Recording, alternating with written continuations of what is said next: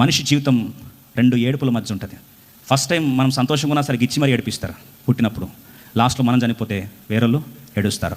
ఇంకో మాటలో చెప్పాలంటే రెండు స్నానాల మధ్యలో ఉంటుంది. ఫస్ట్ టైం పుట్టినప్పుడు వేరేళ్ళు స్నానం చేపిస్తారు, సచ్చిన తర్వాత లాస్ట్ ఆఖరి స్నానం కూడా వేరేలో చేస్తారు. ఈ రెండింటి మధ్యలో మనిషి యాత్ర జరుగుతుంది. ఈ శరీరం మంటికి ఈ లోకానికి వచ్చింది, మన్నైనది వెనుకటి వరలే మరలా భూమికి చేరును, ఆత్మ తానిచ్చిన దేవుని యొద్దకు చేరును. ఈరోజు లోకంలో కనిపించే చిలుకు బెలుకులే ప్రపంచం అనుకుంటే నీ అంత మూర్ఖుడు ఎవరు లేరు. నువ్వు కాలిచ్చెలతో వచ్చావు, కాలిచ్చెలతో వెళ్తావు. తీసుకెళ్లే ఆస్తి అంటూ ఏదైనా ఉంటుంది, అదేంది?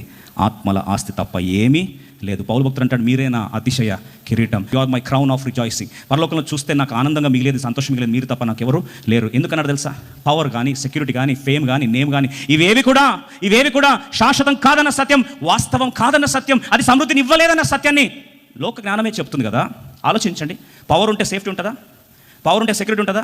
ఇప్పుడు పవర్లు మారుతున్నాయి కదండి. సరే, బంధం చాలా బాగుంటుందని, అందం బాగుంటే బంధం బాగుంటుంది అంటారు కొంతమంది. అందం బాగుంటే బంధం బాగుంటుంది అనుకుంటే ఆ భ్రమలో ఉంటే, if beauty and fame could give stable relationship.